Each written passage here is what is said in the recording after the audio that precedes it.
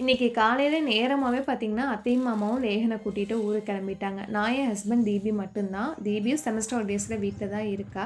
அதனால பொறுமையா தான் வேலையெல்லாம் பார்த்தேன். கர்டைன்லாம் எடுத்து விட்டுட்டு, டெய்லியுமே கார்டன ஒரு ரவுண்ட் அடிச்சுட்டு வந்து தான் சமையல் வேலைய ஆரம்பிப்பேன். எனக்கு அது வந்து ரொம்ப ரிலாக்ஸா இருக்க மாரி இருக்கும். பனிக்காலத்தில ரோஜா பூ மட்டும் இல்லாம, இந்த செண்பக பூவும் பார்த்தீங்கன்னா, அவ்ளோ பூ வைக்குது. ஒரு நாளே அவ்ளோ பூ பூத்திருந்தது. எனக்கு அதோட வாசம் ரொம்ப பிடிக்கும். யாருக்கெல்லாம் பிடிக்கும்னு சொல்லுங்க. இந்த சீசன் வந்து பார்த்தீங்கன்னா, ரோஜா செடி வைக்கிறதுக்கு பெஸ்ட்டு சீசன். நீங்க வைக்கலான்னு ஒரு தாட்ல இருந்தீங்கன்னா, இப்போ வைங்க சூப்பரா தழைஞ்சு வரும்.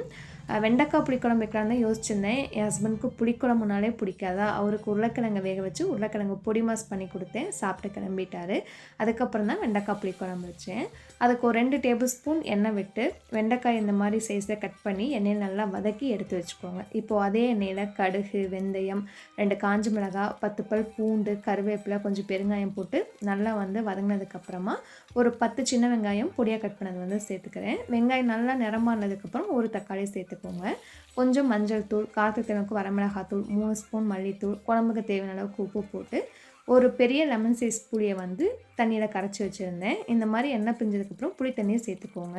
இதுக்கப்புறம் புளிப்பு, உப்பு, காரம் இதெல்லாம் செக் பண்ணி அட்ஜஸ்ட் பண்ணிட்டு, வெண்டைக்காயும் போட்டு மூடி வச்சு நல்லா கொதிச்சு திக்காக விட்டுறலாம்.